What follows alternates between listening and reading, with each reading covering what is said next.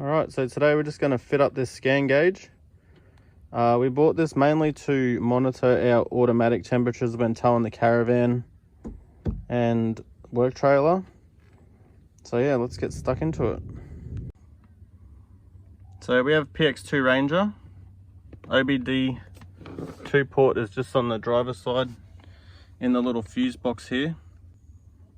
And you want to just plug in the scan gauge straight into that. So I just fed the wire up through this gap here and around to here. Just applied some Velcro to both of these points here. So that's it, all hooked up. I'll go through and put some gauges through that I want to have in there. We got water temp, auto trans temp, boost, and intake. I think that's intake temperature, yeah. So yeah, they're basically the ones that I wanted to keep an eye on.